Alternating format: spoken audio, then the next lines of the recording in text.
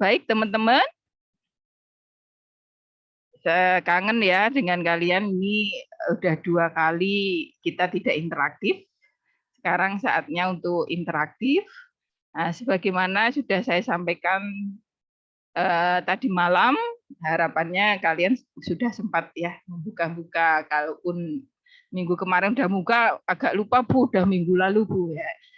Sempat mereview lah beberapa menit sebelum kelas begitu ya. Untuk menyampaikan apa yang kalian pahami tentang apa yang sudah kalian pelajari lewat YouTube bersama Ibu kemarin. Kita memfokuskan pada kognitif dan psikososialnya ya. Karena kalau fisik itu hanya sekedar data, data artinya pertambahan tinggi, pertambahan berat ya, atau jenis apa tubuh ya, begitu tidak, artinya tidak terlalu butuh didiskusikan ya, cukup kalian pasti cukup kalian harus membaca pasti ya, artinya cukup dibaca sendiri.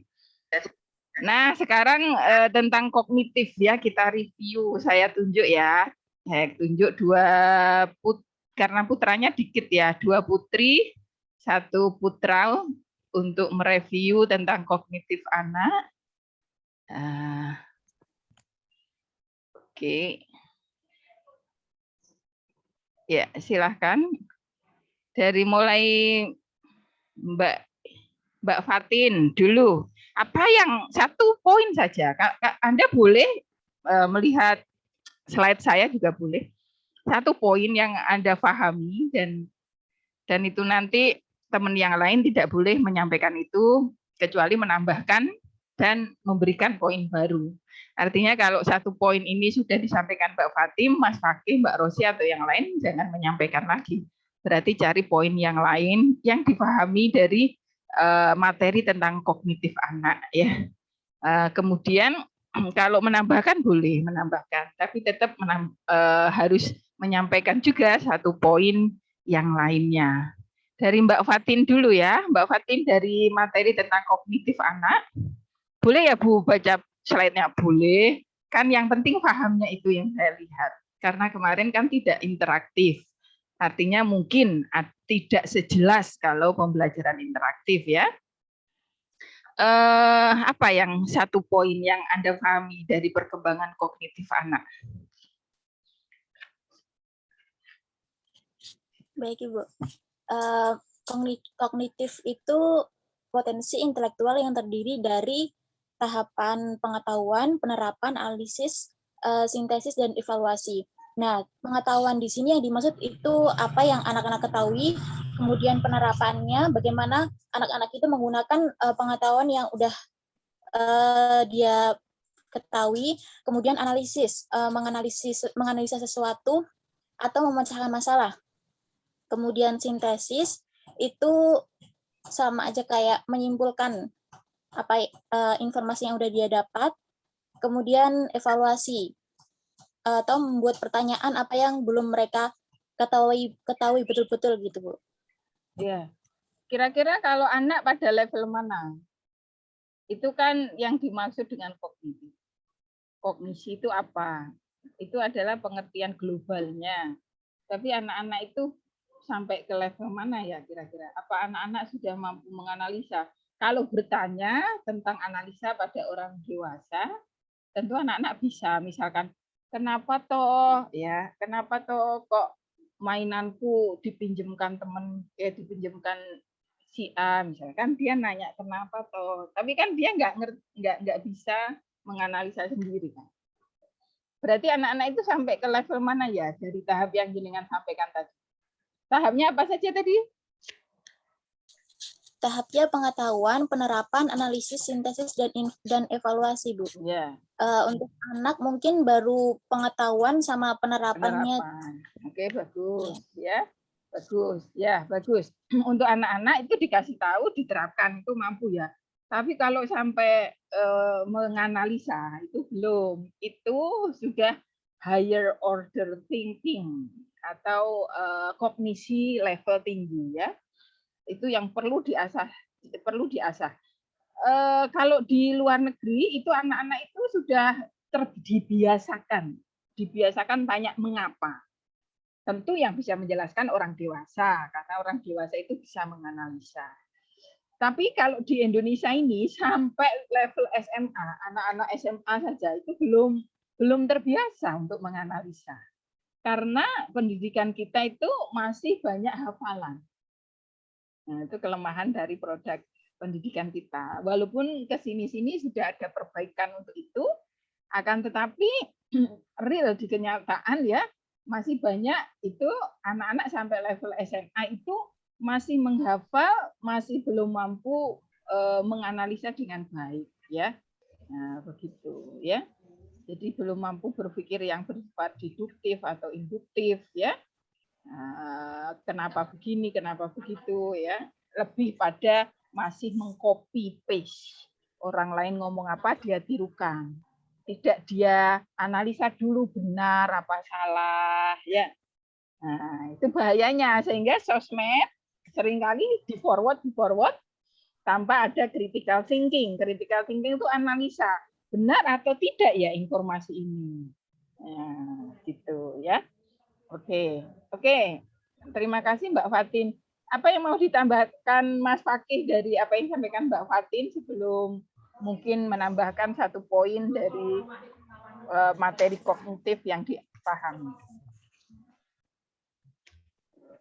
Baik, Bu. Lebih khususnya nanti tahapan kognitif pada anak itu dibagi menjadi dua, yaitu periode awal dan juga periode akhir.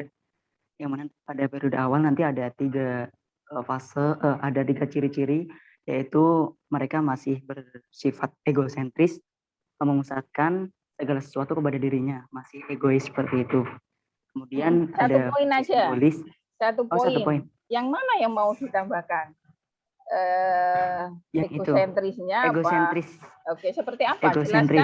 Jelaskan secara komprehensif, disertai contoh-contoh sendiri untuk membuktikan bahwa Mas Fakih paham dengan apa yang sudah Ibu jelaskan melalui YouTube. Baik, Bu. Nah, jadi pola pikir anak pada masa ini masih bersifat egosentris. Nah, adapun nanti produknya yaitu mereka memiliki sifat egois. Jadi mereka memusatkan segala sesuatu itu kepada dirinya sendiri, mementingkan dirinya sendiri. Langsung ke contoh saja, misal seperti apa namanya, ada adik kakak, terus mereka diberi mainan. Nah, itu bisa jadi yang adik itu tidak mau berbagi dengan kakaknya. Jadi dia mementingkan dirinya sendiri. Pokoknya itu mainan miliknya, seperti itu. Seperti itu, Bu. Oke. Ya, bagus. Ada yang mau ditambahkan, Mbak Rosi? Terima kasih ya, Mbak. Atau Mbak Fatin mau menambahkan contohnya mungkin dari Mas Fakih, contoh dari egosentris itu apa?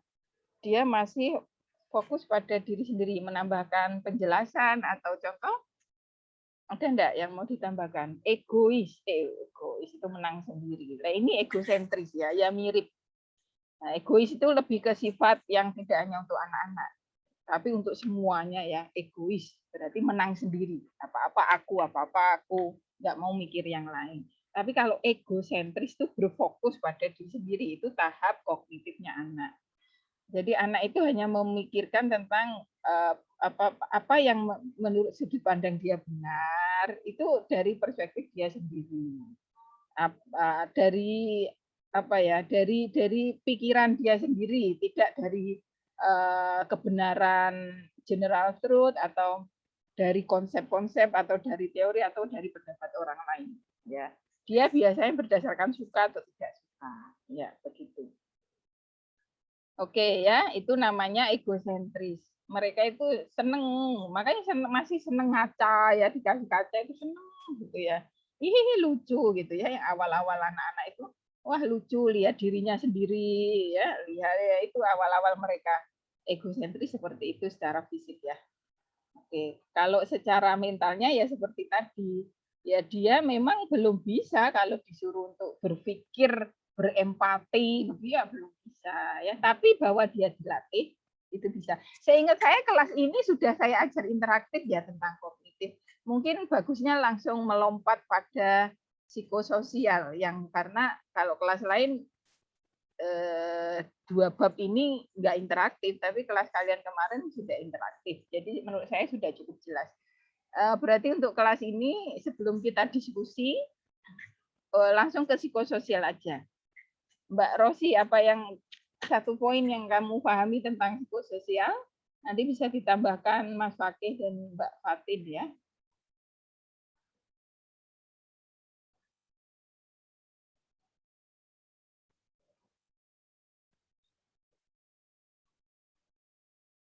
Satu poin aja. Psikososial ya Bu. Iya.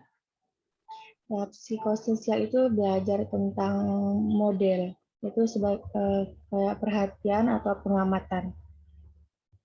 Oke, maksudnya seperti apa? Contohnya bagaimana? Contohnya anak yang seperti yang belajar menirukan proses atau tingkah laku seseorang secara sadar. Pengertian psikososial itu apa, Mbak?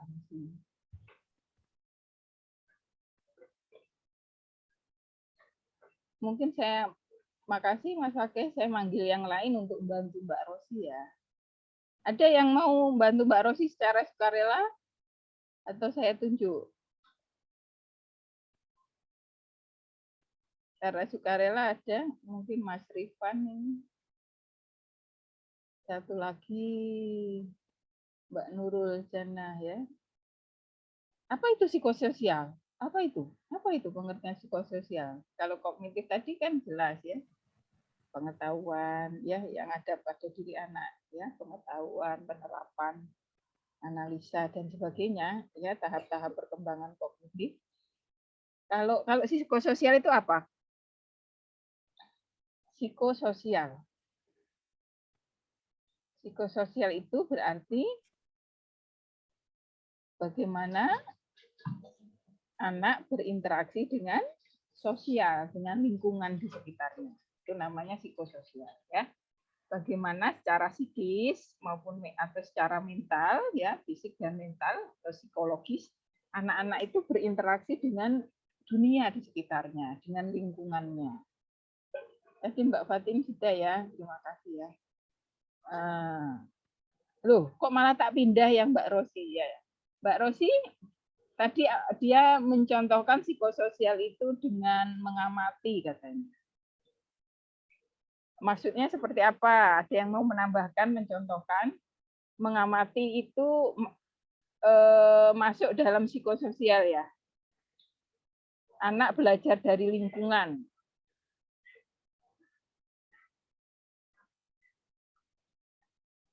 Apa? Gimana teman-teman? Coba kita bantu dengan slide ya. Untuk psikososialnya seperti apa?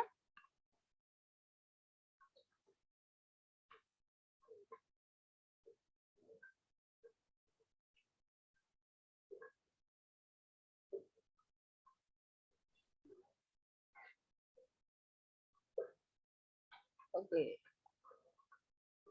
Nah, ini psikososial ya. Bagaimana anak berinteraksi antara satu dengan yang lainnya gitu ya. Pertama kali kalau secara sosial tadi yang disampaikan Mbak Rosi tadi dengan mengamati gitu ya. Ini kan saya jelaskan juga di dalam YouTube saya ya. Bagaimana proses dia mengamati, contohnya seperti apa. Jadi menurut Bandura, anak itu belajar secara sosial itu dengan secara sadar dia itu atau tidak sadar dia itu mengamati orang-orang di sekitarnya ya. Ya. Di YouTube itu juga ada videonya ya, Mas Rifan ya. Children See itu sudah ada videonya di YouTube kemarin. Enggak, Bu. Nah, yang Children See itu toh? Iya. Kok kayaknya kamu ragu? Sudah ada videonya nggak di YouTube-nya? Yang ada anak apa ayahnya mukul, ikut mukul itu sudah ya? Ibu ada. Ya. Nah, coba dibantu Mbak Rosi, ini kurang bisa menjelaskan tentang yang dimaksud dengan psikososial itu adalah ketika anak itu berinteraksi dengan sosialnya, dengan orang-orang di sekitarnya, dengan teman-teman sebayanya, dengan orang tuanya, dengan lingkungan di sekitarnya ya. Nah, bagaimana anak itu berinteraksi secara sosial nomor satu itu dengan modeling, dengan mencontoh. Nah, bagaimana proses mencontoh itu terjadi? Yang pertama itu anak memperhatikan dulu, memperhatikan. Contohnya memperhatikan apa?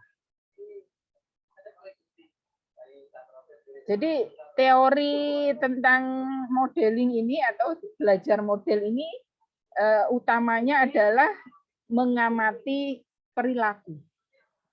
Ya. Lebih kepada perilaku, bukan knowledge, bukan pengetahuan, tapi perilaku. Secara sosial ketika anak-anak berinteraksi antara satu dengan yang lainnya, berinteraksi dengan orang tuanya, pamannya, keluarganya, dengan tetangganya atau teman-teman sebayanya, dia akan memperhatikan secara sadar atau tidak sadar perilaku dari orang-orang sekitarnya. Nah, itu ya. Terus sesudah itu maka ada retensi atau disimpan di dalam otaknya.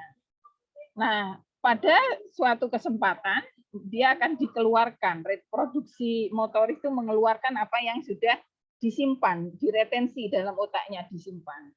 Nah, baru dari situ maka adanya penguatan dari lingkungan. Apakah yang dia tiru oleh anak itu mendapat respon positif dari lingkungan atau tidak? Kalau tidak mendapat respon positif, biasanya anak semakin mengurangi perilaku itu sampai benar-benar hilang. Ya, apalagi misalkan ditentang keras oleh lingkungan. Tapi kalau lingkungan itu mendukungnya, mensupportnya, justru dia mendapatkan hal dukungan berupa reward, baik verbal kata-kata ataupun reward yang berupa hadiah dan sebagainya, ya, atau penghargaan, maka dia akan memperkuat perilaku itu. Maka disitulah pentingnya memilih teman yang baik, lingkungan yang baik, karena anak itu sadar nggak sadar akan melihat perilaku. Contohnya seperti apa itu Mbak Umi sama Mas Rifan? Contoh ketika anak belajar seperti yang saya jelaskan tadi.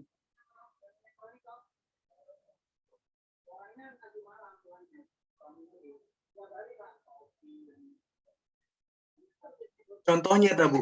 Iya, contohnya apa? Mbak Umi sedang asik, apa? Ya, sedang asik bermain, terus diperintah untuk mengambilkan apa? Oh, itu adalah contoh kepala batu ya. Belum itu, ya enggak apa-apa. Berarti belum bisa menangkap maksud Ibu, enggak apa-apa. Ada teman yang bisa menangkap enggak? Ya, Mas Rifan mungkin lebih menyimak YouTube Ibu lagi, disimak lagi ya. Oke. Mbak Umi gimana Mbak Umi? Contohnya apa itu dari teori Bandura tadi tentang modeling tadi? Contoh itu dari tahap-tahap itu contohnya seperti apa? Contohnya seperti ketika anak melihat ibunya sedang memasak, maka seperti anak itu dalam melihat seperti benda memasak seperti pisau, maka ia akan menggunakan pisau itu.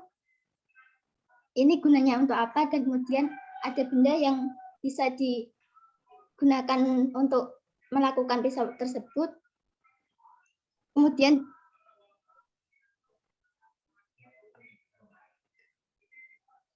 coba Mbak, wajahmu kurang ke atas.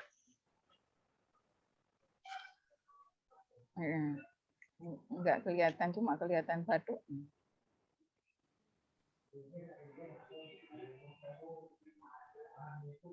Ya, saya tekankan lagi ya, teori Bandura itu untuk perilaku, bukan untuk knowledge atau skill ya. Perilaku apa ketika memasak, bukan keterampilan memasaknya. Kalau keterampilan memasaknya itu skill, itu harus dilatih. harus dilatih, latihan terus-menerus. Ya, tidak hanya dengan pengamatan, dia harus praktek, mengulang-ulang. Tapi yang kita bahas adalah lebih ke perilaku. Mungkin sikap ibunya ketika memasak itu bisa. Ya, ketika memasak ibunya seperti apa, tapi kurang pas juga karena yang dimaksud oleh Bandura di sini adalah perilaku yang terkait dengan nilai, norma. Misalkan ketika di contoh yang di videonya, ketika ayahnya menolong, ya ayahnya naik tangga. Coba saya share lagi videonya.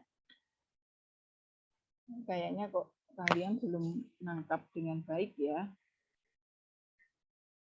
Ini maksudnya adalah belajar itu lewat mengamati. Kalau psikososial itu belajar itu lewatnya adalah mengamati. Jadi anak-anak itu belajar dari mengamati, teman-teman. Mana itu? Bentar ya. Mana children sih?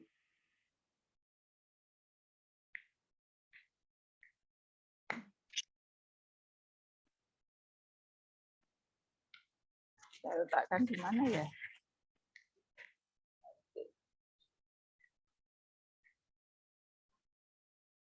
Oke, intinya seperti itu ya. Jadi kalau anak itu melihat orang tuanya, misalkan orang tuanya itu senang menolong tetangganya, ya dia akan menirukan itu ya ini dia.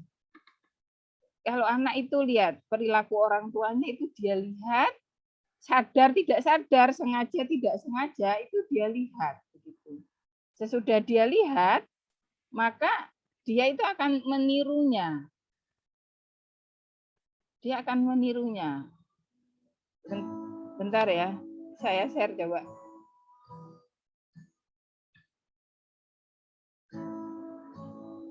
Apa sudah bisa dilihat?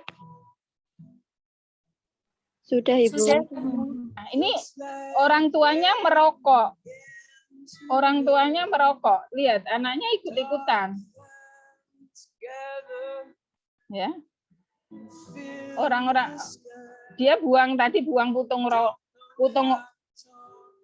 Oh, nggak bisa di stop ya. Nah, orang tuanya buang sampah sembarangan, dia akan tirukan. Itu pengamatan dia sadar atau tidak sadar. Nah, orang tuanya maki-maki orang lain di jalan, dia tirukan.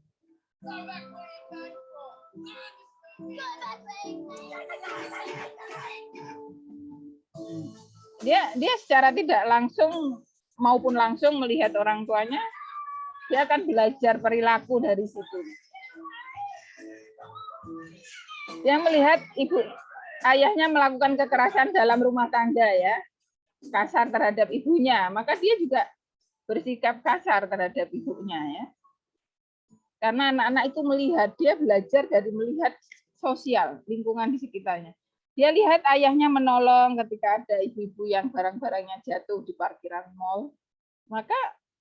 Maka seperti itu juga dia lakukan, dia juga nolong. Nah, itu loh proses sosial anak itu seperti itu menurut Bandura. Jadi dia itu meniru model orang-orang dewasa di sekitarnya. Baik sadar atau tidak sadar, ada perilaku orang tua itu yang pasti diamati dan dicontoh oleh anak. Makanya untuk pengajar SMA ke bawah, apalagi ngajar TK SD itu harus hati-hati. Karena mereka belum punya daya nalar, daya kritis, daya analisa yang membedakan mana yang baik, mana yang jelek.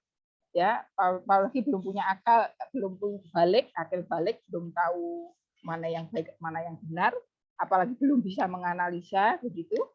Nah, maka memang secara perilaku guru SD, TK itu dituntut, SMP, SD, TK itu dituntut untuk nomor 1 akhlak.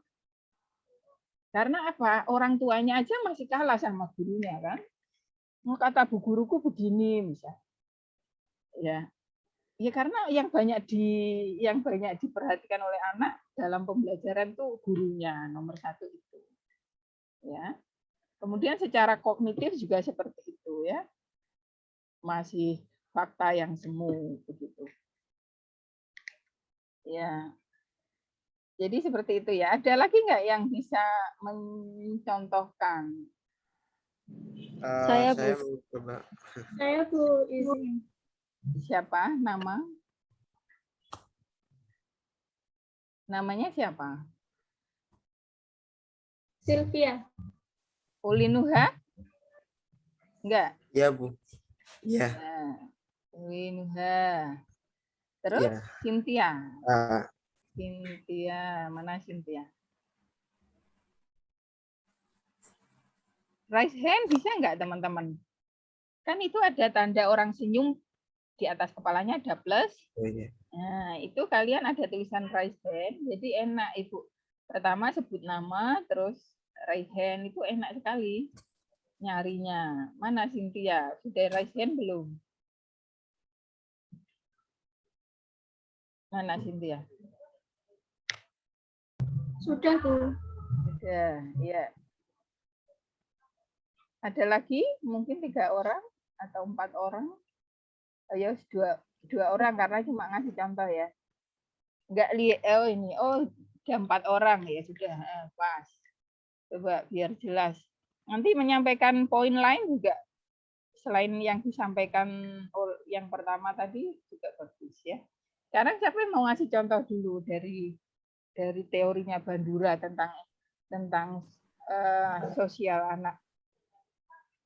Mas Saya Ulin, Bu. ya silakan. Misalnya seorang anak itu memiliki saudara ya, saudara laki-laki atau perempuan, ketika pada suatu saat itu saudaranya tersebut dimarahin oleh orang tua dengan kata-kata yang keras gitu, dengan ucapan-ucapan yang membentak gitu, sehingga anak tadi ketika melihatnya ikut terbawa apa yang dilakukan oleh orang tuanya kepada saudaranya tadi, sehingga ketika di lingkungannya itu ketika berinteraksi dengan orang-orang yang di lingkungannya juga berbicara seperti apa yang dilakukan oleh orang tuanya kepada saudaranya tadi dengan berteriak-teriak, membentak-bentak seperti itu Bu. Iya, Kemudian ya. Kemudian apa? Kemudian setelah diverifikasi di lingkungan sosialnya, ketika itu dibilang sesuatu yang salah, maka anak tersebut otomatis akan mungkin memperbaikinya seperti itu. Ya, itu berarti proses apa? Yang pertama dia kan mengamati. Oh, ibunya perilakunya gitu ya, perilaku ibunya. Marah-marah, bentak-bentak. Ya dia sadar nggak sadar, sengaja nggak sengaja dia pasti mengamati, ya toh? Dari situlah dia belajar sosial. Sosial itu artinya dia dan lingkungannya, dia dan orang-orang sekitarnya. Oke, ada perilaku itu. Wah, ibunya kalau marah bentak-bentak ya.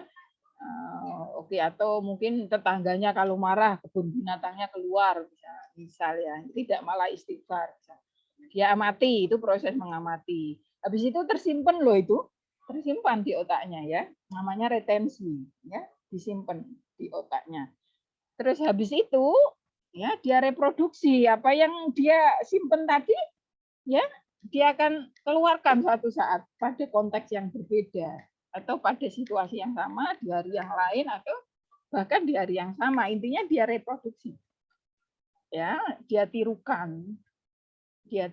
Terus kalau sama orang tuanya, kamu anak kecil kok begitu, niru-niru itu nggak baik, itu karena ibu lagi marah, maaf ya jangan ditiru ya. Itu bisa mengurangi dia, oh ternyata itu nggak baik ya, oh ibuku hanya karena marah udah minta maaf, ya udah aku nggak niruin lagi, itu bisa. Kalau anaknya memang anak yang baik ya, hati-hati. Kalau anak yang tipe-tipe sulit, dia tidak cukup hanya minta maaf ya. Ibunya itu harus menunjukkan perilaku-perilaku berlawanan dari yang buruk tadi berkali-kali baru anak itu mencontoh ke yang baik. Jadi hati-hati. Jadi itu bisa melemahkan kalau ibunya bagus, kamu nurun ibumu ya. Kamu memang bagus ya, kamu memang kayak ibumu kalau marah-marah lah, bagus sekali, seneng aku melihat kamu kayak gitu. Sibuk banget gitu ya. Nah, kalau kayak gitu, dia malah menirukan perilaku itu makin kuat. Itu namanya adalah reinforcement ya. Iya, Bu. Jadi dia mendapat penguatan gitu ya, penguatan perilaku tadi. Jadi yang dicontohkan ya itu tadi, berarti dia mendapat motivasi enggak atau penguatan enggak dari situ gitu ya. Kalau dia mendapatkan penguatan, ya dia akan terus melakukan itu. Tapi kalau dia dilemahkan, malah nggak boleh tuh, nggak bagus, jangan ditirukan. Ibu minta maaf, atau kamu kalau niru itu ya ibu kurangi loh jajannya karena ibu nggak suka. Kamu niruin ibu pas waktu ibu itu khilaf. Apa itu khilaf? Ya pas waktu ibu kadang nanya apa itu khilaf gitu kan. Ya ibu pas lagi benar-benar capek gitu. Jadi pas nggak bisa berbicara yang lembut, jangan ditiruin. Gitu, misal. Nah, ya, oke, bagus.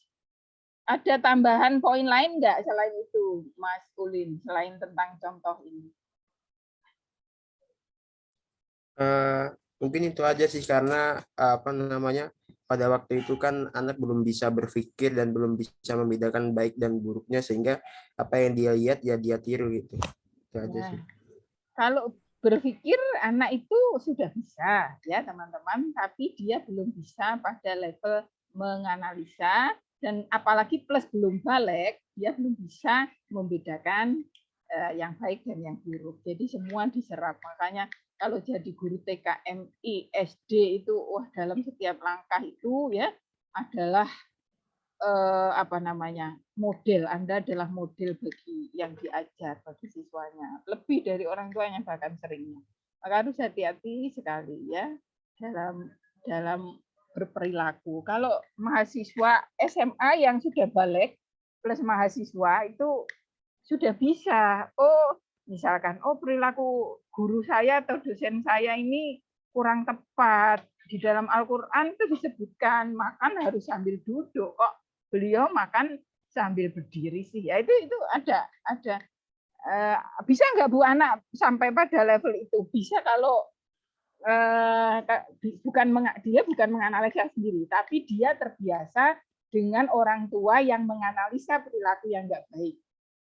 Misalnya ada kakaknya makan sambil berdiri sama orang tuanya ditegur ya, artinya itu tidak baik. Mengapa tidak baik? Karena begini-begini. Anak mendengar ya, itu dia menirukan bisa. Tapi bukan dia sendiri yang menganalisa. Baik, selanjutnya ada poin lain atau satu lagi deh contoh tentang tahap-tahap psikososial menurut Bandura. Bagaimana anak belajar dari lingkungannya. Siapa ini?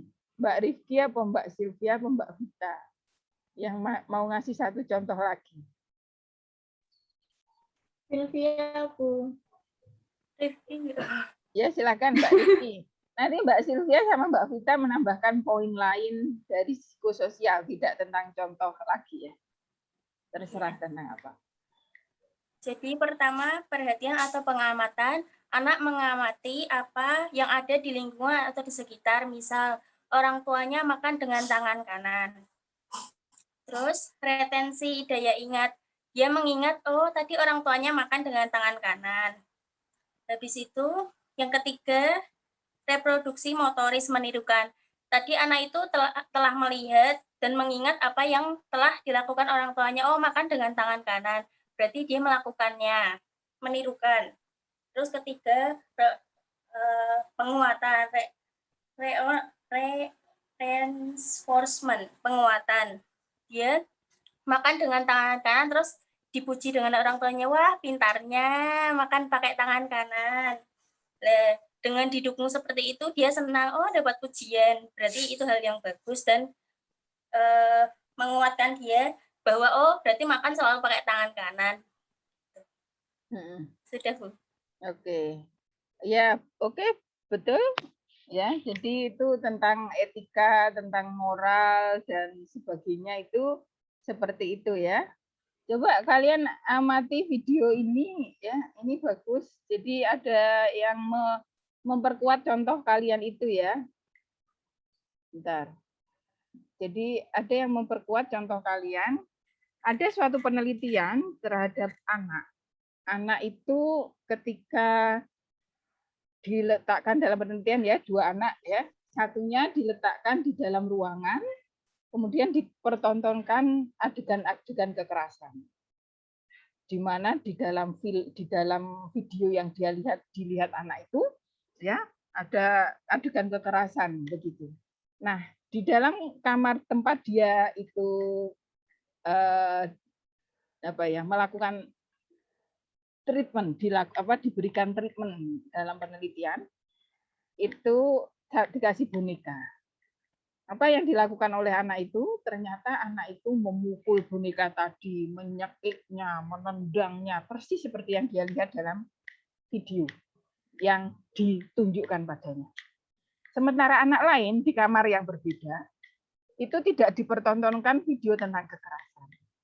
Tapi di dalam kamar itu juga dia dikasih boneka. Dia berada sendiri di dalam kamar dikasih boneka. Apa yang dia lakukan terhadap boneka tersebut?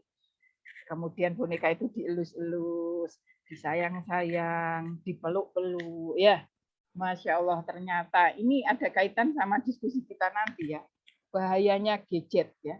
Karena sekarang tuh anak tidak hanya meniru dari orang-orang terdekat saja. Kalau orang-orang terdekat baik-baik, kecolongan, ternyata niru dari HP ya. Nih, coba videonya ya. Tapi ya nggak apa-apa bahasanya Inggris ya. Kalian kan sudah belajar bahasa Inggris ya. Coba, ini bagaimana anak itu mencontoh. Bentar, apa kalian udah bisa melihat? Belum mungkin ya. Bentar, saya share ulang video yang menampilkan tentang agresif, perilaku agresif ya. Social learning teori.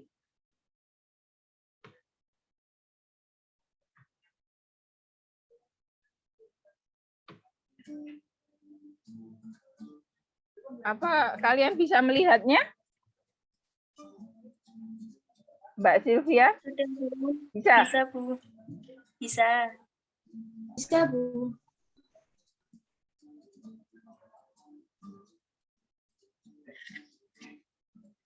Jadi ada anak-anak banyak, tapi satu-satu dimasukkan ke dalam kamar gitu. Dengan tadi dibagi dua, satunya menonton adegan yang kekerasan, satunya tidak.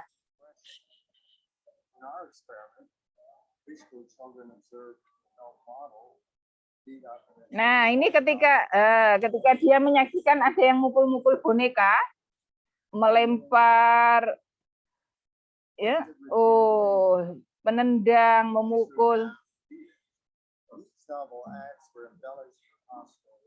maka dia melakukan hal itu. Nah, ini dikasih bonekanya ya.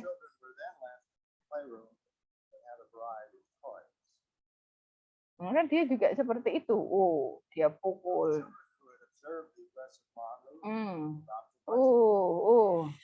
Tuh kan? Karena dia tadi melihat perilaku agresif dari orang dewasa ya.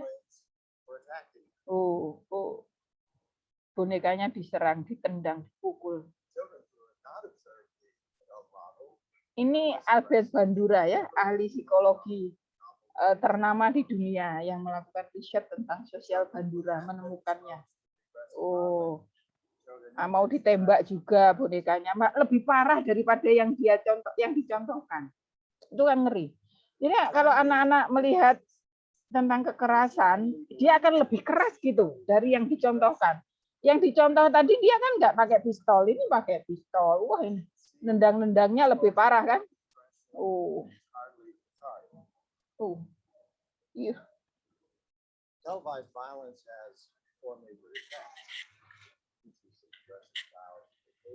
Nah, jadi kalau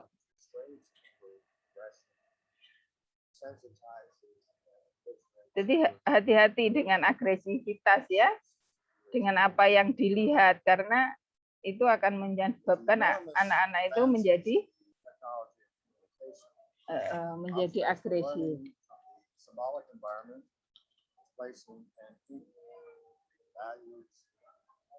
Untuk contoh yang ini hanya dijelaskan oleh dia ya. Jadi ada contoh di mana kalau anak yang tidak melihat adegan kekerasan itu, ya, itu di dalam bacaan. Tadi yang di dalam video itu hanya dijelaskan kalau anak lihat perilaku orang tua yang agresif, dia akan niru bahkan lebih parah loh dari yang dilihat. Tapi itu menurut teori sosial Bandura ya. Bandura menjelaskannya seperti itu. Berdasarkan riset dia meneliti 66 anak. Ya. Semuanya melakukan agresivitas ketika melihat perilaku agresif orang dewasa yang dia lihat. Tapi di dalam jurnal ada penjelasan lanjutnya. Ketika yang lainnya itu tidak dicontohkan adegan yang agresif, maka dia cenderung memperlakukan boneka seperti mana anak-anak pada umumnya memperlakukan boneka. Seperti yang Ibu bilang tadi ya, dengan menyayangnya, memeluknya, mengelus-elusnya. Seperti naturalnya anak-anak. Nah, itulah bahayanya seperti itu. Baik, jadi sudah cukup ya contohnya. Jadi anak-anak pertama itu mengamati perilaku orang dewasa, retensi, diingatnya, disimpannya dalam memori, kemudian dikeluarkan, direproduksi apa yang dia simpan tadi, dia tirukan. Kemudian reinforcement itu dari lingkungan ya. Kalau lingkungan mendukung perilaku itu, maka perilaku itu akan makin kuat, jadi karakter. Tapi kalau lingkungan itu terus ya melemahkan perilaku itu, maka anak akan mengurangi, bahkan lama-lama akan hilang perilaku itu. Tapi sulit ya treatment. Maksudnya lebih baik sebisa mungkin anak dilindungi dari hal-hal seperti itu. Baik, karena waktu ya sudah cukup. Ya, sekarang kita mau masih ada ya. Kamu mau menyampaikan poin apa, Mbak Rifki dan Mbak Vita? Mungkin tentang permainan. Apa sih pentingnya bermain bagi anak itu? Mbak Rifki 1, Mbak Vita 1. Pentingnya bermain bagi anak apa? Mbak Sylvia raise hand. Oh, tadi Mbak Sylvia belum ya. Apa pentingnya? 1. Rifki dulu. Pentingnya bermain bagi anak itu apa? Kenapa bermain? Kenapa bermain itu penting? Sebelum bermain, usia kepala batu dulu. Coba paham enggak apa itu usia kepala batu? Sylvia, Bu izin menyampaikan. Ya. Tadi Rifki sudah ya kayaknya ya. Sudah ya. Ya, Bu, Rifki sudah, Bu. Ya, yang lain. Yang lain ada enggak yang bisa menyampaikan usia kepala batu? Apa yang kalian Sylvia, Bu. Sylvia mana? Oke, ya. Periode kepala batu. Kamu nggak ada gambarnya kok. Periode kepala batu ini ada kok, Bu. Oh ya, sudah di situ. Sudah di situ tadi ya. Ya, silakan. Periode kepala batu ini terjadi sekitar 2-4 tahun. Nah, periode kepala batu ini ditandai dengan sifat ngelan atau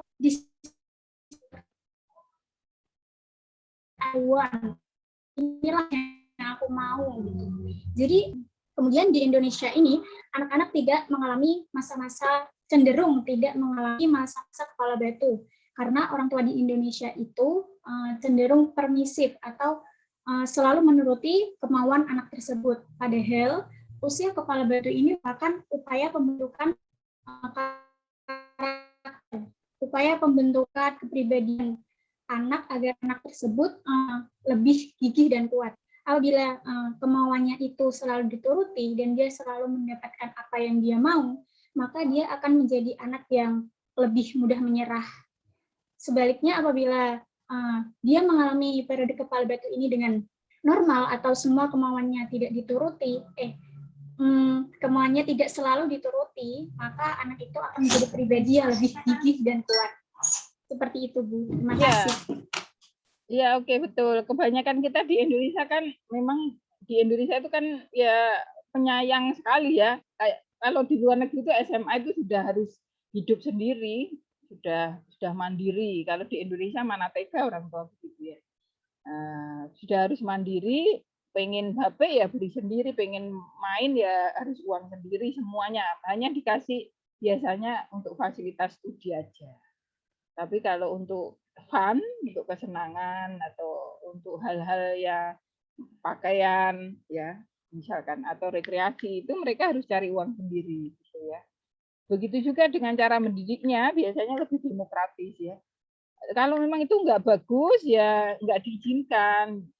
Kalau di Indonesia, sedang sakit gigi, minta coklat. Itu loh, nangis, gulung-gulung, kasihan, dikasih aja lah, sedikit nggak apa-apa. Maka akhirnya ya itu tadi, karena permisif kurang terbentuk, kemauannya kurang terbentuk ya. Padahal kalau itu nggak bagus ya no, dijelaskan saja, anak sesuai dengan kapasitas otak anak. Maksudnya disederhanakan dengan sederhana. Adik kan lagi sakit gigi ya, ini coklat ini membuat sakit. Kalau masih nangis ya sudah dialihkan, diajak pokoknya dialihkan ke hal-hal lain, jangan terus dituruti. Kebanyakan orang tua, apalagi neneknya itu kan nggak tegaan ya. Terus dituruti ketimbang anak nangis sampai kenceng, bahkan gulung-gulung ya. Nah, itu cenderungnya dituruti karena model model style parentingnya masih lebih banyak anak itu orang tua di Indonesia itu lebih banyak permisif tadi ya. Begitu. Yang bagus itu demokratis begitu. Kalau memang nggak bagus ya sebaiknya tidak dituruti. Bagaimana caranya anak dipahamkan sesuai dengan kapasitas otak anak, dijelaskan sesuai bahasa anak. Masih nggak mau juga dialihkan, diganti dengan yang lain, begitu. Jangan menyerah seperti itu. Jadi usia kepala batu itu ya seperti itu ya, ngeyelan, ngeyelannya sangat keras sekali. Nah ini kalau orang tua sukses mendidik anak usia kepala batu, nanti menjadi pribadi itu nggak mudah menyerah. Kalau ingin sesuatu itu jatuh bangun dikejar, nggak ada halangan rintangan. Udahlah susah gitu. Ternyata kuliah susah. Ada kerja aja deh. Jadi nggak begitu. Padahal kerja nanti juga susah juga ya. Jadi nggak seperti itu ya. Pengen cita-cita jadi guru, tapi ternyata susah. Terus ya sudah saya wirausaha aja bisa. Padahal wirausaha nanti juga ada tantangan tersendiri. Jadi bagaimana usia kepala batu ini ditangani dengan benar sehingga anak-anak itu bisa membentuk kepribadian yang kuat dalam hal kemauan. Teman-teman ini bisa sampai kuliah ini insya Allah kepribadian sudah cukup kuat ya. Karena kalau enggak pasti SMA aja udah males sekolah. Ya, cuman teman-teman harus tetap berkompetisi dengan yang sesama kuat-kuat ini. Ada yang lebih kuat, ada yang lebih kuat enggak gitu. Coba sekarang Mbak Vita ada tambahan nggak tentang usia kepala batu? Kalau tidak ya langsung ke poin selanjutnya tentang bermain. Iya Bu, terkait kepala batu itu sudah seperti yang dicontohkan Bu Hida, waktu anak Bu Hida ketika Bu Hida membayar makanan di restoran, tetapi anak Bu Hida dengan keras pengen pergi sendiri atau mainan ya. Ya. Oke, terus berarti kamu nyimak YouTube-nya ini. Terus gimana? Sampai dia itu pergi ke tokonya sendiri untuk menuju membeli mainan. Padahal dia badannya itu ditali loh. Artinya menyatu dengan stroller loh. Kok bisa dia ya berjalan dengan badan tertali ya, saking kuatnya itu tadi ya, saking kuatnya kemauannya itu begitu ya waktu jadi itulah usia kepala batu, ngeyelan, kemauannya kuat, kenceng gitu ya. Nah, disitulah kita harus betul-betul bisa mensikapi dengan baik. Kebanyakan orang tua kan nyerah ya, misal Mbak Vita nanti punya anak di supermarket banyak orang, ya anaknya minta mainan yang kurang bagus misalnya, kecil tapi mahal misalnya, atau pokoknya minta yang itulah yang menurut Mbak Vita kurang baik untuk anaknya misalnya, atau yang tadi yang mudah contohnya ya, minta permen padahal giginya lagi sakit. Lah Mbak Vita kira-kira siap malu nggak anaknya itu nangis, teriak-teriak, pokoknya mau permen itu ketika usia kepala batu. Permennya murah, Mau nggak? Iya, Bu. Karena itu termasuk sifat orang tua bersikap demokratis terhadap anaknya. Ya, kebanyakan orang tua itu mau yang simple, yang mudah, yang nggak membuat dia malu. Jadi ketika anak seperti itu sama orang tuanya udah beliin aja. Padahal jelas-jelas itu dia lagi nggak permen itu lagi dihindari karena dia lagi sakit gigi atau dia sering sakit gigi sehingga nggak boleh beli banyak permen. Ya, ketimbang malu anaknya nangis kenceng di supermarket, dilihat banyak orang, dia beliin aja. Nah, itu kebanyakan orang tua seperti itu ya. Jadi yang benar adalah ya bagaimana ikhtiar kita kalau pengen anak-anak kita punya kemauan yang kuat, tapi itu ditangani dengan baik. Ya kalau itu nggak bagus, ya dialihkan, dijelaskan, dipeluk, ya dia nangis minta permen, sampai pokoknya permen yang itu, nangis minta coklat, dia nangis, biasanya sampai tidur di lantai begitu kan, kalau lagi usia kepala batu, wes pokoknya yang anak yang kemauannya kuat sekali loh, ya. Sampai nangis, sampai teriak-teriak, ya.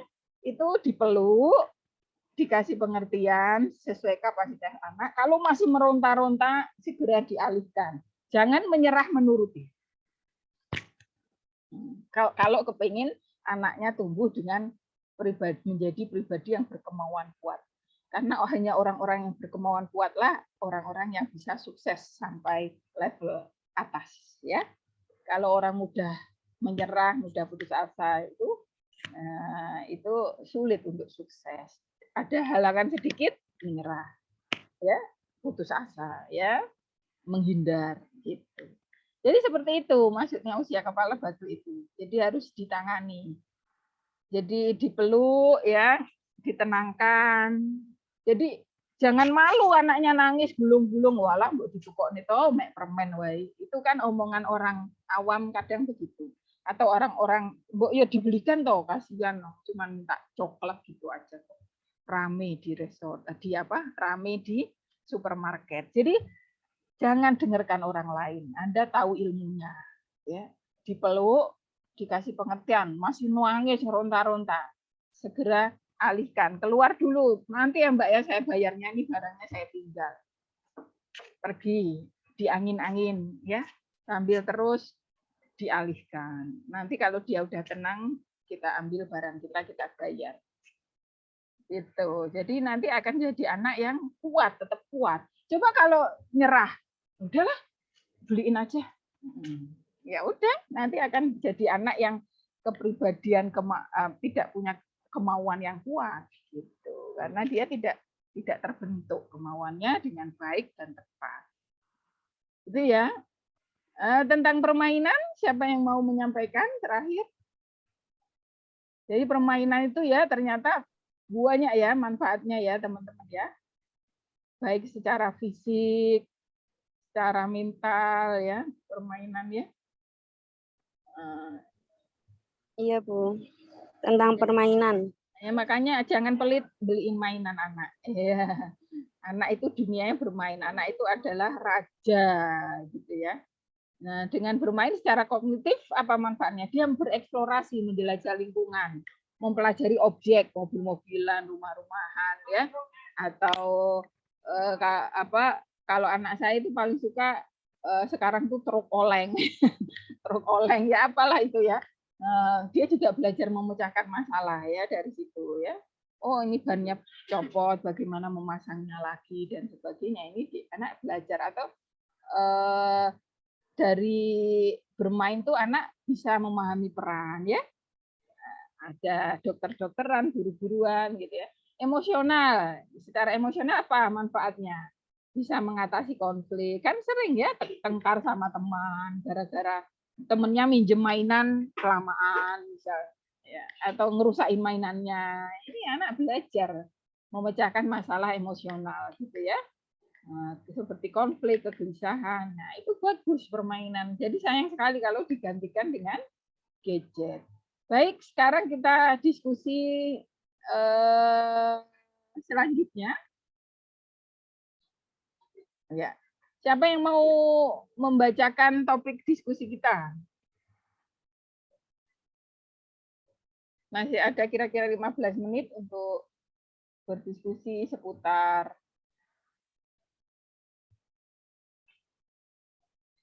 anak. Nah, ya, bagaimana ya anak-anak kita itu bisa tumbuh secara maksimal di tengah-tengah gadget yang begitu, perkembangan gadget ya, internet yang begitu masif, yang begitu mudah diakses oleh anak. Itu bagaimana? Mas Saduo, Mas Zaki, Mas Bintang nggak izin di chat, tapi kok mati ya kameranya. Halo Mas Saduo.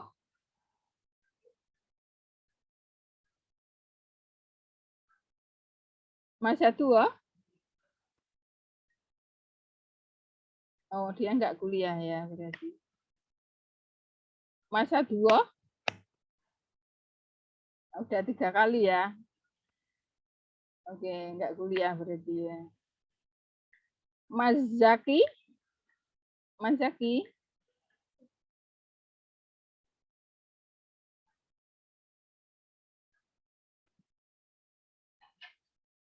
Assalamualaikum Mas Zaki.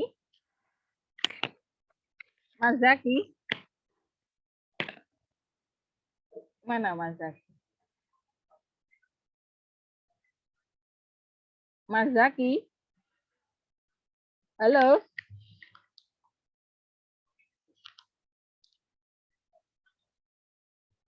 Mas Ali Ridho?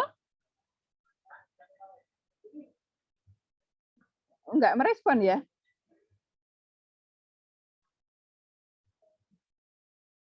Zaki, coba tak catat nanti biar konfirmasi ke saya ya. Saya panggil-panggil nggak ngerespon, apakah sebenarnya nggak kuliah gitu ya.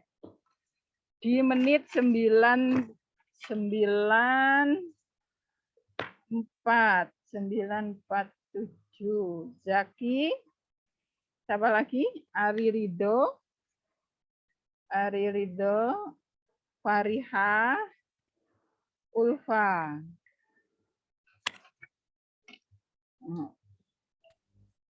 Bu Hida, ini untuk Ulfa sudah izin di grup WA, Bu.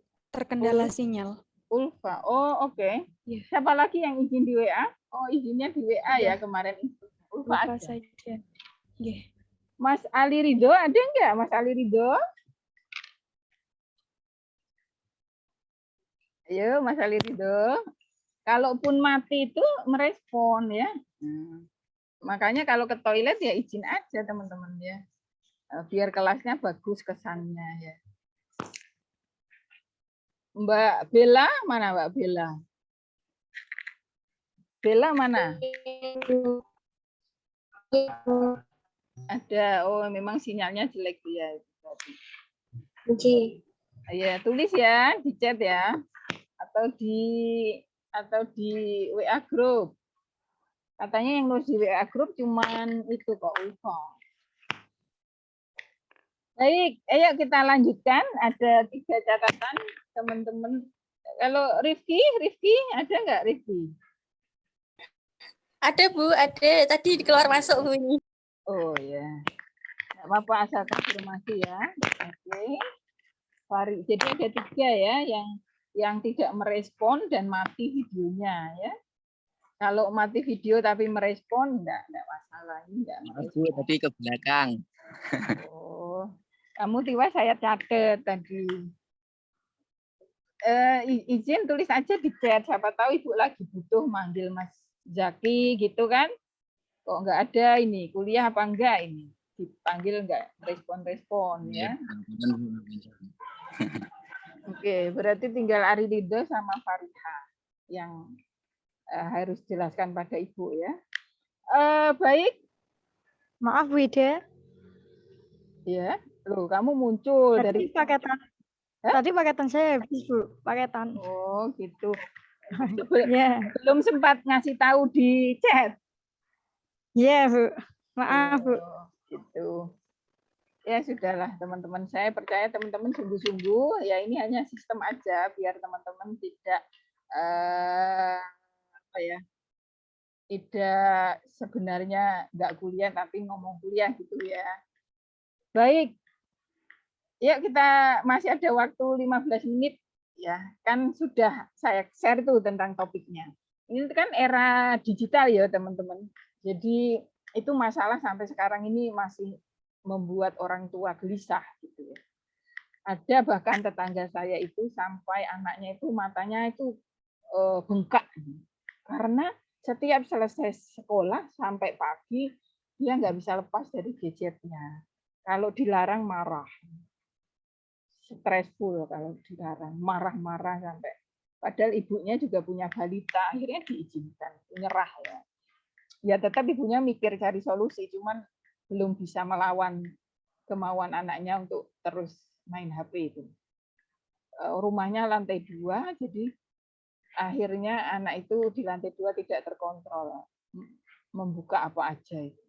Sampai matanya itu sampai itu ya bengkak gitu, sampai kayak orang itu ya, kayak orang terlalu banyak di merah dan bengkak itu.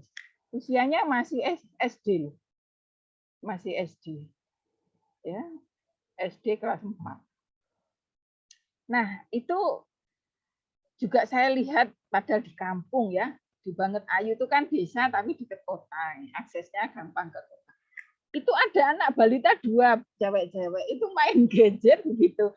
Padahal kalau di desa itu apa ya enggak, biasanya anak-anak kan senang bermain apa kayak mobil-mobilan, pasir-pasiran, beca-becaan, apalah gitu ya, bunga-bunga apa bermain dengan berbagai hal-hal alami gitu. Tapi kok itu dikasih gadget berdua di teras rumah, nggak ada yang mengamati, nggak ada yang memantau, nggak ada yang mengontrol gitu. Kadang nggak mesti orang tuanya sibuk loh. Kadang ibu rumah tangga pun nyari, kalau cari mudahnya ngomong tuh pakai HP loh. Paham nggak cari mudahnya? Aduh lagi sibuk masak, ketimbang diribeti si kecil kasih HP. Jadi nggak mesti ibu-ibu yang sibuk gitu, enggak. Intinya adalah pada pemahaman orang tua akan pentingnya pendidikan anak gitu. Jadi nggak mesti kalau ibunya sibuk anaknya nggak kepegang, nggak mesti juga. Nggak mesti ibunya di rumah banyak waktu terus anak jadi kepegang, nggak mesti juga. Karena itu ada pada pola pikirnya, ya pemahamannya begitu. Nah, yang akan kita diskusikan itu bagaimana ya di era yang seperti ini gitu ya. Anak itu tetap bisa maksimal perkembangan fisiknya. Dari fisiknya dulu, siapa yang mau ngasih masukan? Siapa yang mau berpendapat? Dari fisiknya, bagaimana ya anak ini fisiknya bisa berkembang maksimal, terutama anak-anak yang masih balita. Ya tentu tidak banyak ngasih gadget, iya, tapi terus seperti apa? Apa yang dilakukan? Kalau yang kasus yang saya berikan tadi, coba sampai orang tuanya aja nggak bisa ngelarang gitu. Ada enggak yang mau ngasih pendapat? Mungkin ini Bu. Saya nggak minjem ya, karena ini ya. Siapa? Ya. Sudin izin menjawab. Ya, silakan. Mungkin dari gadgetnya itu bisa dibatasi jamnya, kapan gadgetnya itu mati otomatis, itu sekarang sudah bisa Bu. Jadi misal 9 malam itu bisa diatur gadgetnya mati otomatis. Jadi tidur si anak ini tidak terganggu itu. Ya, boleh, itu ikhtiar yang bagus. Itu kalau orang tuanya paham ya tentang teknologi, dan memang orang tua harus belajar untuk paham. Hanya saja yang menjadi kendala adalah yang harus kita pikirkan adalah pertama, orang tua nggak paham akan teknologi, yang dia tahu punya HP.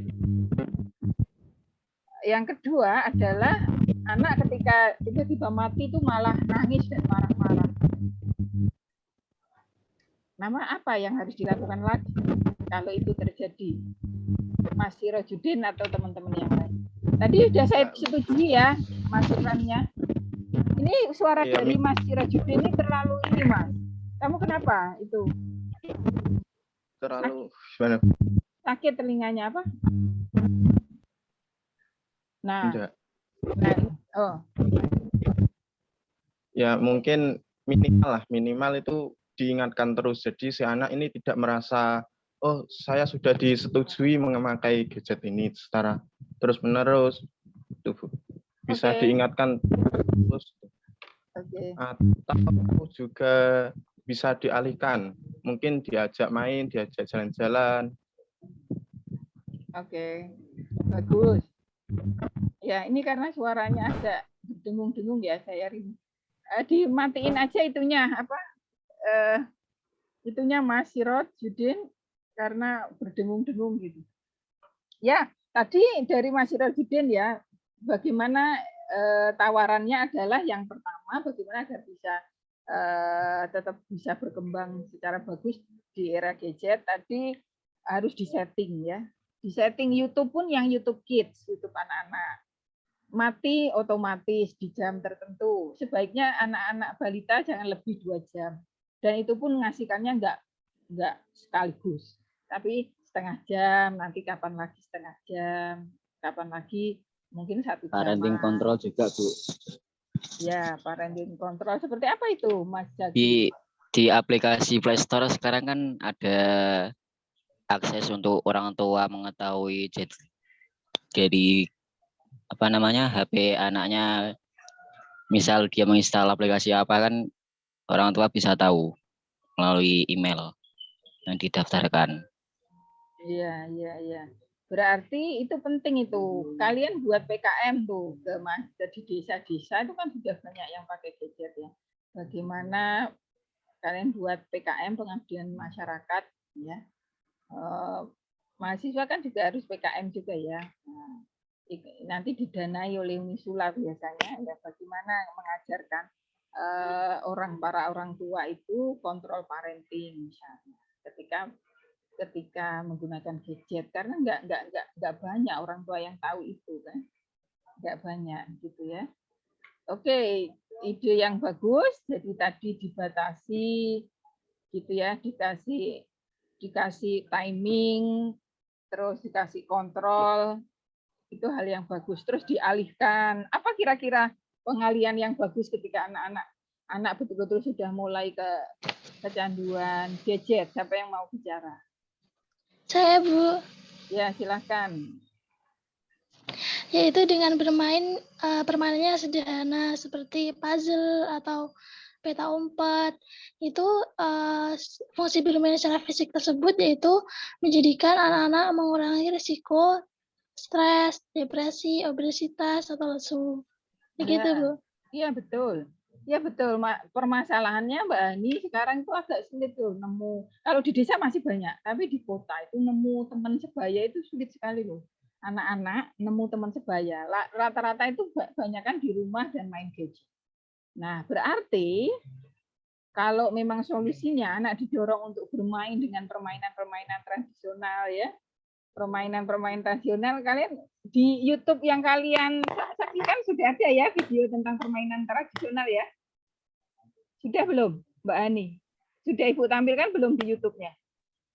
Sudah, Bu. Nah, ya permainan-permainan tradisional itu ya mau nggak mau orang tuanya harus mau jadi teman bermainnya. Ya, karena sulit juga sekarang apalagi yang di lingkungan kota menemukan teman-teman tetangga gitu ya yang bermain tradisional, kebanyakan sudah mulai gadget. Kalau di desa-desa masih aman, saya melihat masih aman begitu. Kalau yang di kota itu, nah karena itu maka padahal kebanyakan ibu-ibu di kota itu sudah sibuk gitu ya, kebanyakan karir, apalagi di perumahan ya, kebanyakan berkarir begitu. Maka disitulah pentingnya untuk tetap meluangkan waktu kepada anak ya, jadi teman bermain anak. Tidak segan-segan untuk ibu bermain peta umpet dengan anak. Ya ini saya praktekkan sendiri ya, bukan teori. Anak saya sulit nemu teman di perumahan ini, sulit karena masing-masing sudah di dalam rumah begitu. Maka mau nggak mau saya yang main peta umpet, ya kadang main truk pasir sama dia. Pokoknya disitulah sambil kadang menyuapinya, kadang juga mengajarinya tentang berbagai hal. Biasanya saya main itu jadi hadiah buat dia. Misalkan dia hari ini hafal Al-Fatihah, terus saya kasih main, dia tahu itu. Kadang saya ajak renang karena dia hari ini misalkan bisa menggambar dengan baik, begitu. Jadi dia tahu ya, kalau dia melakukan hal yang diminta oleh umiknya dengan baik, oleh ibunya dengan baik, dia akan dapat reward bermain tadi dengan ibunya ya. Dan itu enggak saya melihat di perumahan ini enggak ada ibu main sama anak sampai all out saya itu ya.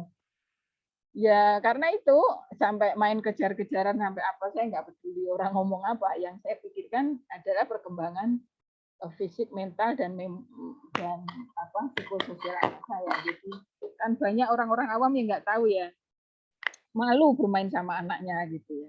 Di luar lagi banyak orang. Tapi itu tetap saya lakukan. Ada main mobil-mobilan sama dia gitu ya. Ya kadang sambil nggak nyuapi kadang. Ya begitu.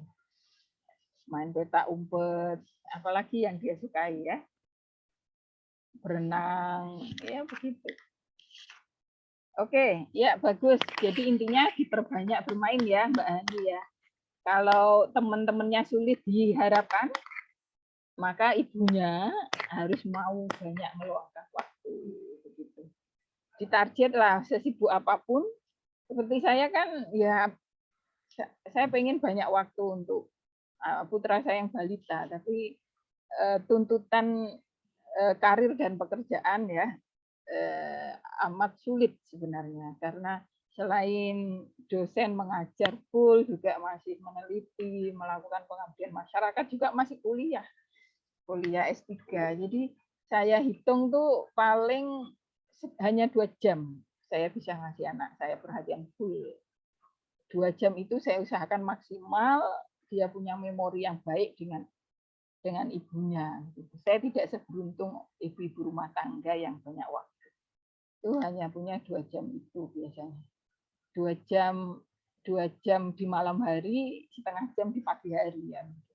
Nah itu betul-betul saya maksimalkan sebaik mungkin, dan ketika minggu biasanya sesibuk apapun saya lepaskan kerjaan betul-betul full 100% untuk anak saya itu. Untuk ngecas ya yang kemarin banyak waktu yang tidak bersama dia. Tapi alhamdulillah ya setiap dia bangun tidur yang ditanya saya. Artinya saya merasa walaupun sangat sibuk, anak saya masih sangat dekat secara emosional maupun fisik dengan saya. Setiap dia bangun tidur nggak pernah nanyain yang lain, yang ditanyain umiknya mana gitu. Maka saya pernah itu pagi-pagi olahraga itu, saya nggak nyangka anak saya jam 5 udah bangun, biasanya setengah 6. Ya, dia betul-betul nyari saya, harus sampai di mana umiknya gitu. Jadi saya merasa bersalah, akhirnya saya pindah tuh jam olahraganya, saya pindah sore. Jangan sampai itu terjadi lagi, dia bangun tidur tidak ada ibunya di sampingnya, gitu. Nggak ada umiknya di sampingnya. Gitu. Jadi kadang ibu-ibu yang bekerja itu tidak beruntung secara kuantitas ya, kurang waktunya kurang banyak. Tapi sebenarnya kalau cerdas, secara kualitas itu bisa diikhtiarkan. Oke, saya punya waktu hanya 2 jam malam ya sama dia ya, misalkan 2 jam atau 3 jam lah. Yang full benar-benar untuk dia kan 2 jam, lainnya kan paling untuk ya kita makan, kita mengerjakan hal-hal lain gitu ya. Tapi itu kalau kita ikhtiarkan maksimal, betul-betul bonding, ikatan kita dengan anak kita, insya Allah ya anak kita tetap dekat sama kita ya. Nah, begitu.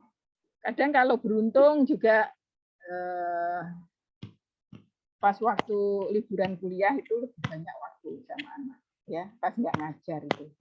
Nah, kadang waktu penelitian saya ajak gitu.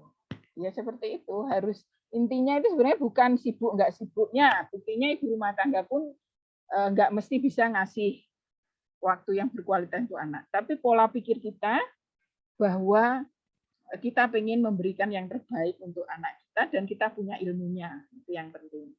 Ilmunya apa? Untuk memaksimalkan perkembangan fisiknya itu bagaimana?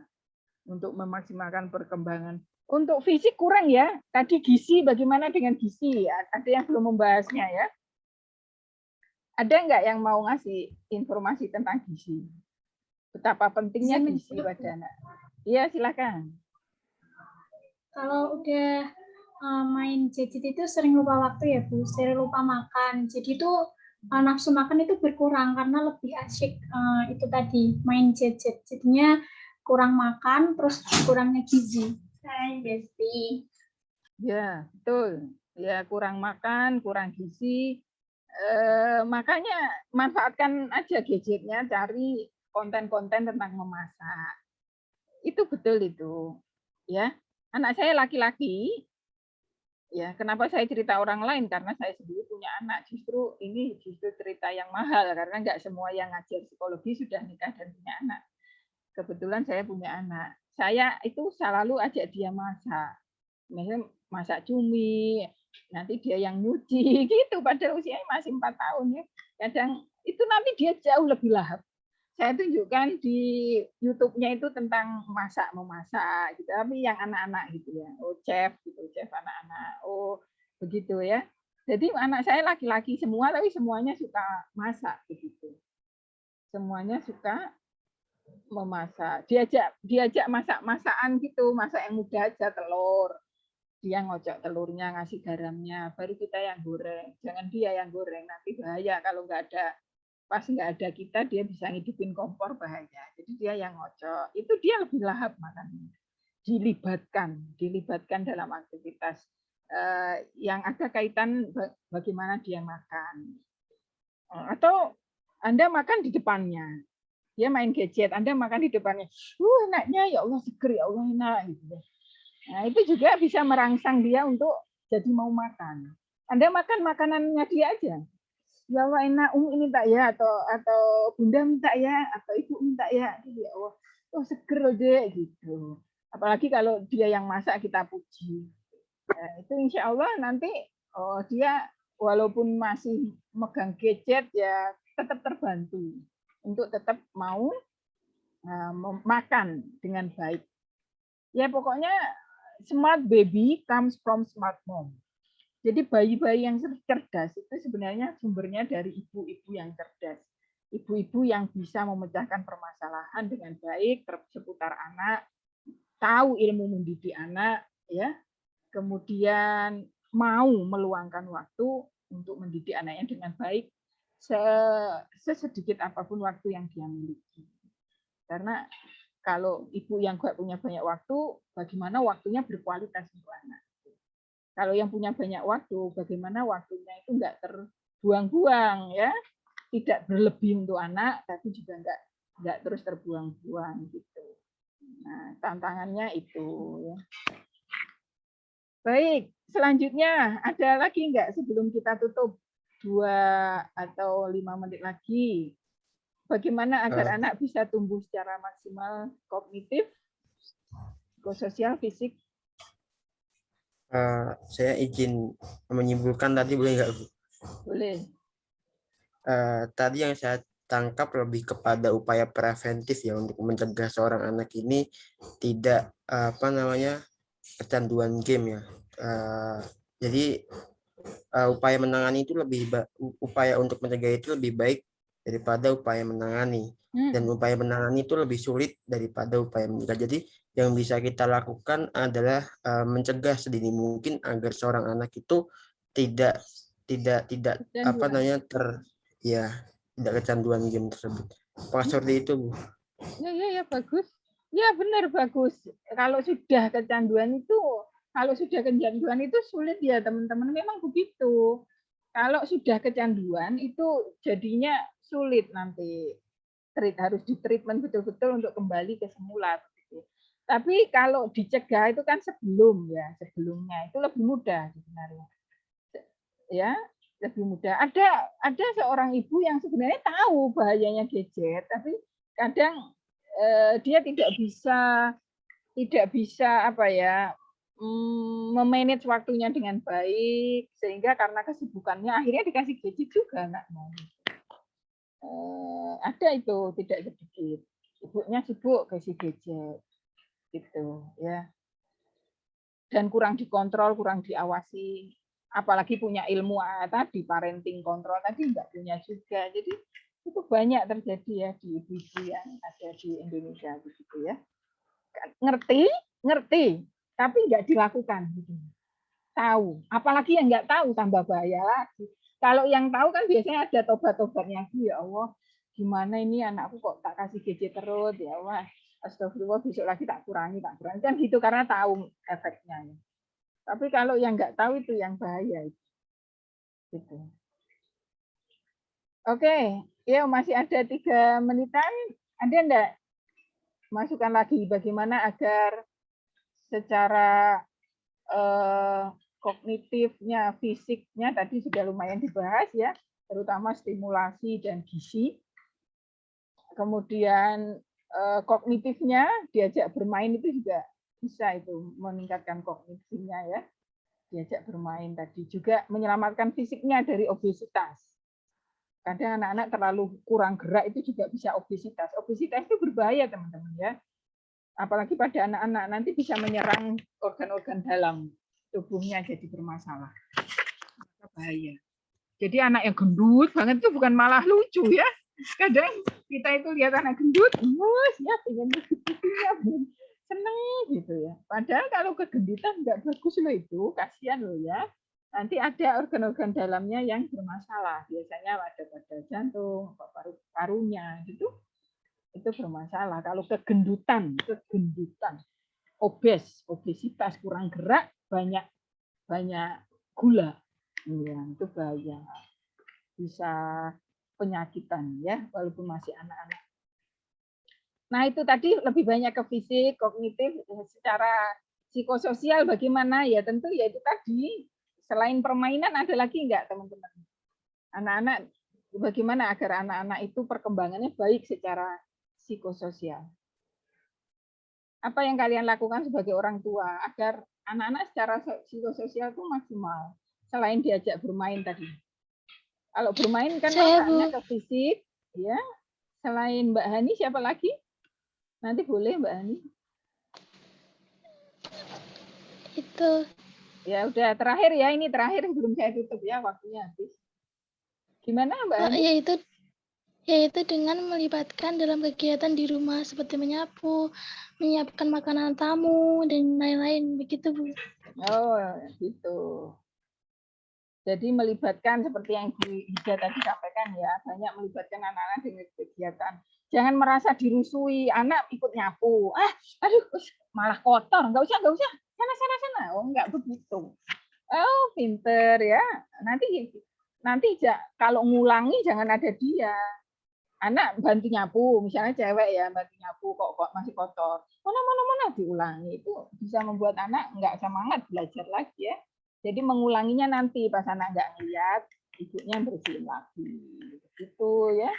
Sehingga anak-anak seneng gitu, ya mau terlibat diajak sholat, gitu ya. Anak saya itu alhamdulillah usia 4 tahun dia duha 12 rakaat kuat loh.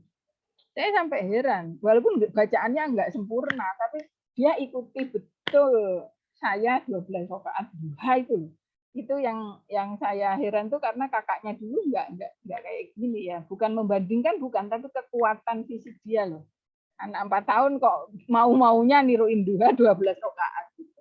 Walaupun ya sujud ya sambil ingok-ingok kanan kiri, tapi kan masih usia PAUD gitu, masih usia PAUD dia bisa gerakan sampai 12 rakaat ya. Mungkin Mas Rifan aja kemeng ya. Iya enggak Mas Rifan ya. Nah, itu karena apa ya? Itu tadi sering. Awalnya dia cuma ikut 2 rakaat.